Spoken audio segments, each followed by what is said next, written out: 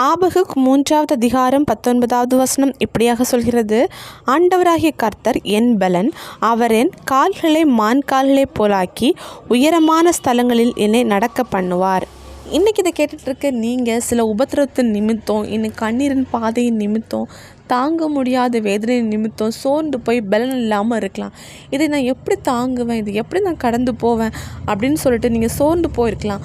அப்படிப்பட்ட உங்களுக்கு ஆண்டவர் பலன் தருகிறார். பலன் எதுக்கு தேவைப்படுது அப்படின்னா, அந்த பிரச்சனை போராட்டத்தில் நம்ம சோர்ந்து போகாமல் இருக்கிறதுக்கு. நம்ம சோர்ந்து போகாமல் இருக்கிறதுக்கு பலன் மட்டும் போதாது, அதிலிருந்து நம்ம அடுத்த ஸ்டெப் போகணும். அதுக்கு நமக்கு என்ன வேணும் அப்படின்னா, நமக்கு ஒரு மானை போல் ஒரு பலன் வேணும். அதாவது மான் கால்கள். மானுக்கு வந்துட்டு எவ்வளோ ஸ்பீட்னாலும் அது தப்பி போகும் சில பிரச்சனைகள் போராட்டங்கள்ல இருந்து. அதே மாதிரி ஆண்டவர் நமக்கு ஒரு பலனை தருவார்.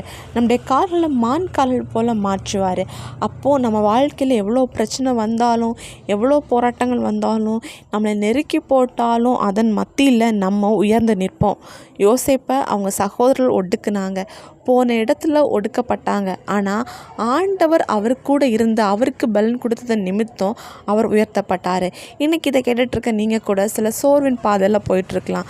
ஆனால் அதன் மத்தியில் ஆண்டவர் பலன் தந்து மான்களை போல கால்கள் தரும்போது நீங்கள் ஸ்பீடாக அந்த பிரச்சனையிலேருந்து வெளியே வெளியே வரப்போகிறது மட்டும் இல்லை, நீங்கள் பட்ட பாடுகளுக்கான பலனை அனுபவிக்க போகிறீங்க. ஆண்டவர் உங்களை உயர்த்துவார். நீங்கள் எங்கெல்லாம் வெட்கப்பட்டீங்களோ அந்த இடத்துல நீங்கள் தலை சிறந்து இருப்பீங்க. நமக்கு பலன் தந்து நம்மளை உயர்த்துகிற ஏசப்பாவை விசுவாசிங்க. ஏசப்பா உங்கள் வாழ்க்கையில் அற்புதத்தை செய்வார். இயேசு கிறிஸ்துவின் நாமத்தில் ஆமேன்.